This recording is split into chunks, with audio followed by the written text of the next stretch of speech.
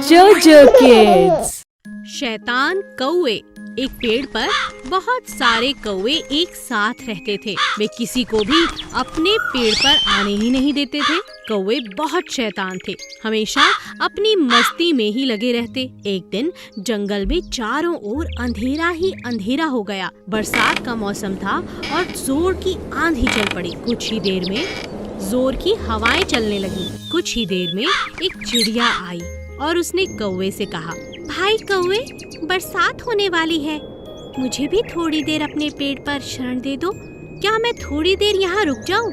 मौसम ठीक होते ही चली जाऊंगी। नहीं नहीं। नहीं नहीं, तुम यहाँ से कहीं और चली जाओ। हमारे पेड़ पर हम पहले ही बहुत सारे कौवे हैं और हमारे बीच में तुम्हारा क्या काम? हमें बिल्कुल पसंद नहीं कि कोई और पक्षी हमारे पेड़ पर आए। तुम आगे जाओ, कोई और पेड़ मिल जाएगा और अगर यहाँ जबरदस्ती आई तो मैं तुम्हें भगा दूंगा, समझी? चिड़िया समझ गई कि कौवा बहुत घमंडी है। बेचारी चिड़िया आगे उड़ती गई और इसे एक छोटा सा पेड़ मिला, मगर उस पेड़ के अंदर बहुत गहरी एक जगह थी जहाँ जाकर वह छिप गई। कुछ ही देर में जोर की बरसात होने लगी और बरसात के कारण सभी पेड़ इधर उधर गिरने लगे। चिड़िया का पेड़ बहुत छोटा सा था मगर मजबूत था, इसी कारण वह पेड़ नहीं गिरा। पूरी रात बरसात होती रही। जब सुबह हुई तो चिड़िया ने देखा कि सारे कौवे नीचे पड़े हुए थे, क्योंकि ओलों की मार के कारण सारे कौवे उस पेड़ से नीचे गिर गए थे। एक कौवे ने चिड़िया को देखा और बोला, तुम यहाँ पर थी, तुम्हें कुछ नहीं हुआ? हमें देखो, कितनी चोट आई है। आंधी और ओलों के कारण हमारा पेड़ गिर गया और हमें बहुत चोट आई है। भगवान ने मुझे सहारा दिया। भगवान के भरोसे ही मैं इस पेड़ पर रही, इसी कारण मैं आज भी जिंदा हूँ। मुझे तो एक खरोंच भी नहीं आई। तुमने तो मेरी मदद भी नहीं की, इसीलिए भगवान ने तुम्हें दंड दिया है। चिड़िया की बात सुनकर कौवे बहुत शर्मिंदा हुए। हमें माफ कर दो, आगे से हम भी बाकियों की मदद करेंगे। नादान हिरन। एक हिरन था जो खूब घास खाता, लेकिन उसकी एक बड़ी बुरी आदत थी कि वह घास खाते वक्त पूरी घास को जड़ से बाहर निकाल देता। यह बात बाकी हिरन उसे समझाते। ये क्या कर रहे हो? कैसे घास खा रहे हो? पूरी जड़ से बाहर निकाल दी, ये गलत है। तुम चुप रहो, मुझे मत समझाओ। मैं जैसे चाहूँ वैसे अपनी घास खा सकता हूँ। मैं तुम्हें समझाना चाहता हूँ, अगर तुम ऐसे घास खराब करोगे तो इस घास को उगने में बहुत समय लगेगा। तुम्हें समझना होगा कि जड़ से नहीं निकालनी चाहिए। क्यों नहीं निकालनी चाहिए? तुम अपनी घास खाओ, मुझे परेशान मत करो। मगर हिरन कभी किसी की बात नहीं मानता। एक दिन शेर ने उसे घास खाते देखा तो हिरन शेर के डर से इधर उधर भागने लगा और बड़ी दूर तक भागता रहा। बहुत ज्यादा भागने के बाद उसे एक बड़ा सा झाड़ दिखाई दिया और वह उस झाड़ के पीछे जाकर छुप गया। हो, हो, हो। बेचारा हिरन बुरी तरह से थक चुका था। हो, हो, हो। वहीं पास में दूसरा हिरन घास खा रहा था।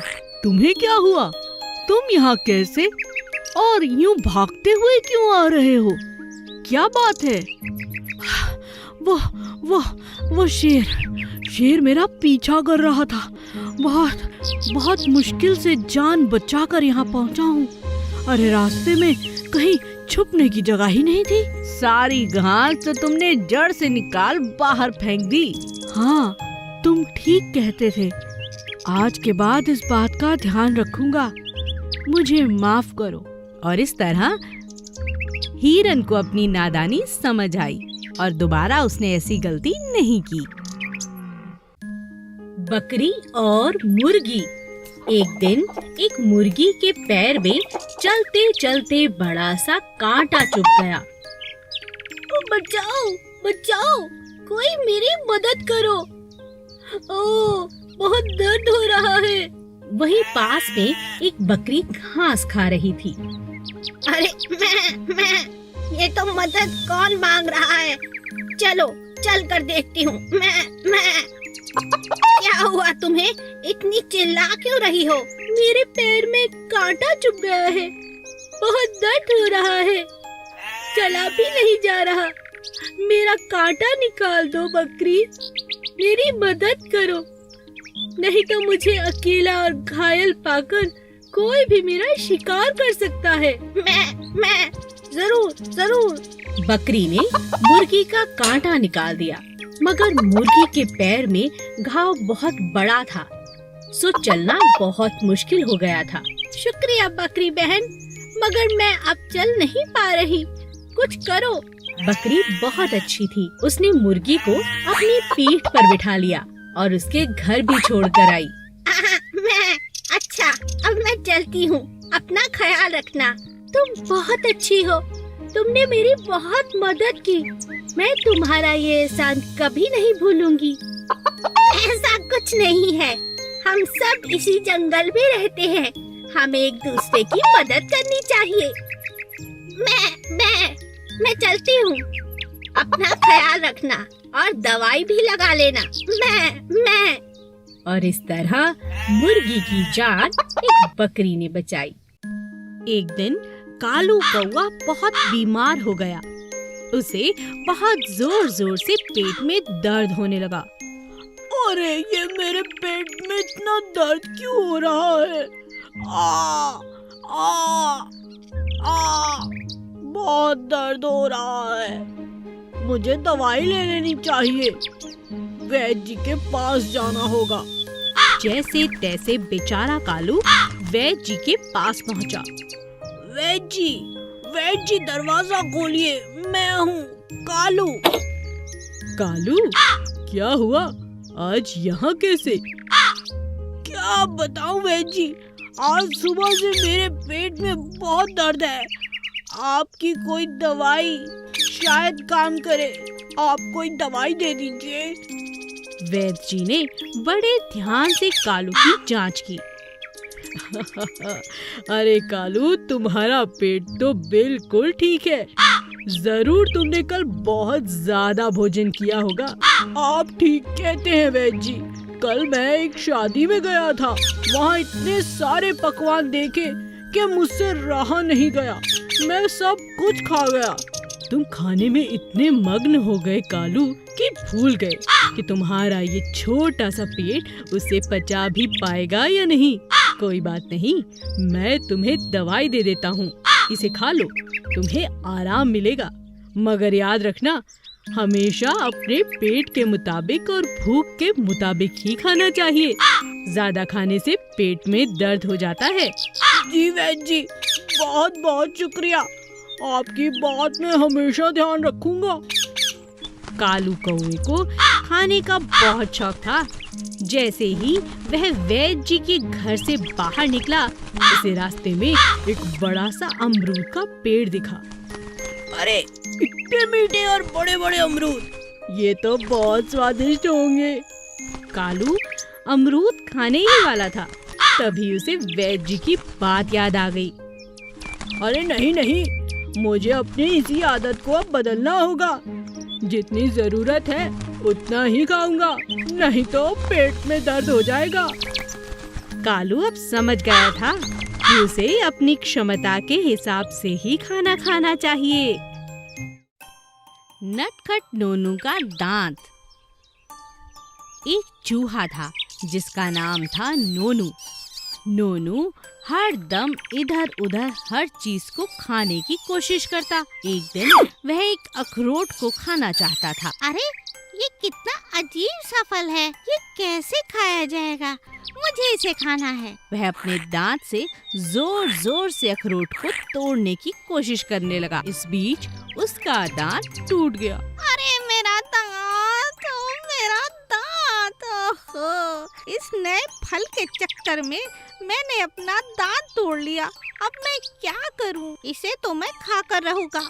आखिर मैंने अपना दांत भी तोड़ दिया है, इसे खाने के लिए। नोनू दोबारा कोशिश करने लगा। ऊपर का दांत तो टूट ही चुका था, मगर इस चक्कर में उसने अपना नीचे का दांत भी तोड़ लिया। अरे मेरा दूसरा दांत भी टूट गया। ये कैसा फल है? इतना नुकसान हो गया, मैं क्या करूं? तभी उसके दोस्त वहाँ आ पहुँचे। अरे नोनू, ये क्या? तुम्हारे दांत कहाँ गए? अरे देखो ना, ये कैसा फल है?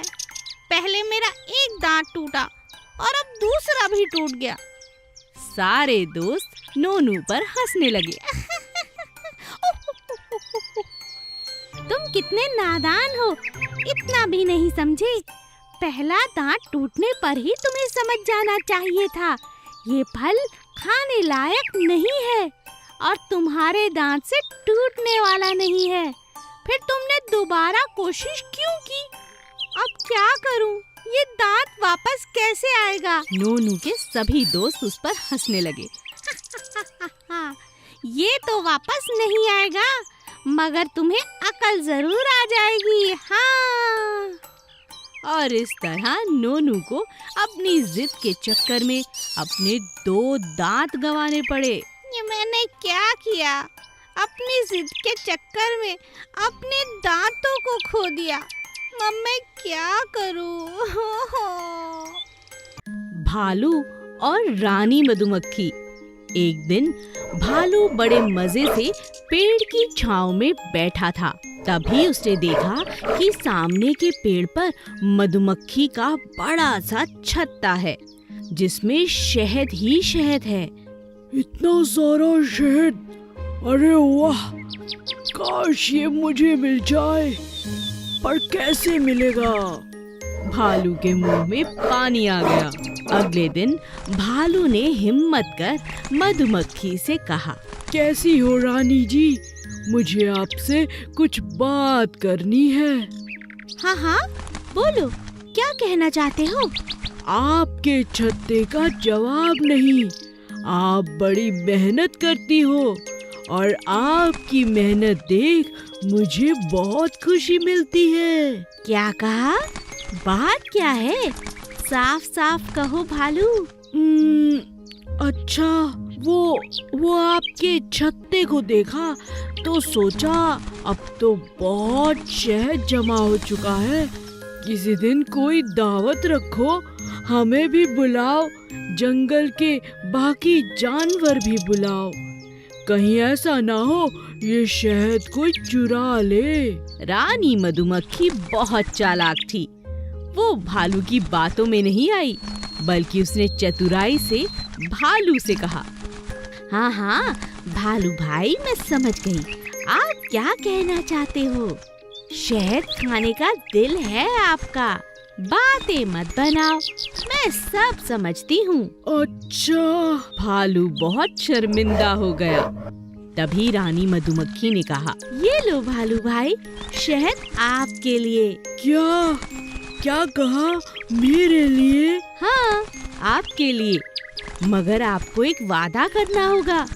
हाँ हाँ, बोलो बोलो, क्या वादा है? बस आपको हर रोज मेरे घर का ध्यान रखना होगा और मेरे छत्ते की रखवाली करनी होगी। मैं हर रोज आपको शहद खिलाऊंगी।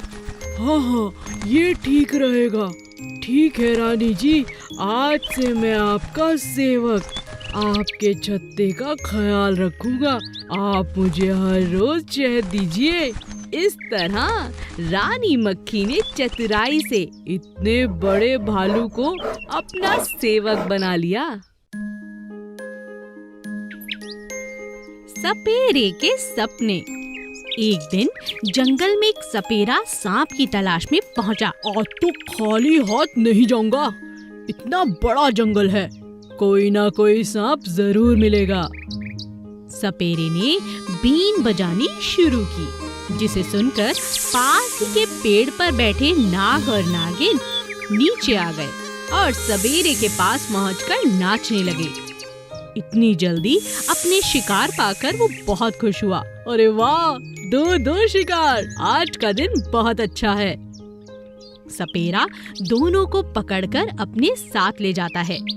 सपेरा खुशी के मारे फूला नहीं समाता और मन ही मन बहुत खुश हो जाता है और सोचने लगता है, अब तो मुझे इन्हें बेच देना चाहिए, बहुत पैसे मिल जाएंगे, खूब मजा करूंगा। सपेरा इतना खुश था कि उसकी खुशी संभाले नहीं संभल रही थी, जिस कारण वो तेज तेज चलने लगा। अरे जल्दी जल्दी चलकर पहुंच जाता हूँ, इनका नाच दिखाऊंगा, इनका सारा जहर निकाल कर अपने कब्जे में रखूंगा, फिर मैं जो चाहूंगा ये वो करेंगे। सपेरा इतना खुश था कि वो तेज और तेज चलने लगा। चलते चलते रास्ते में वो एक बड़े से पत्थर से टकराकर गिर गया। सोचने के कारण उसका ध्यान उस पत्थर पे गया ही नहीं था। अरे बाप रे, इतनी जोर से चोट लग गई। अरे अरे अरे मेरी टोकरी से ये सब सांप कहाँ चले गए? ये सांप कहाँ चले गए? सपेरे ने अपनी खुशी में अपने दोनों शिकारों को खो दिया। ये क्या हो गया? ओहो, मैंने आज दो शिकार पकड़े, मगर अपनी बेवकूफी के कारण आज मैंने दोनों को खो दिया। सांप बहुत चतुर थे, इस मौके का फायदा उठाकर वो बहुत पहले ही टोकरी से निकलकर एक पेड़ पर चढ़ गए थे। बेचारे सपेरे को अपने शिकार से हाथ धोना पड़ा। ये मैंने क्या किया? आज का दिन बहुत बुरा है। Please subscribe.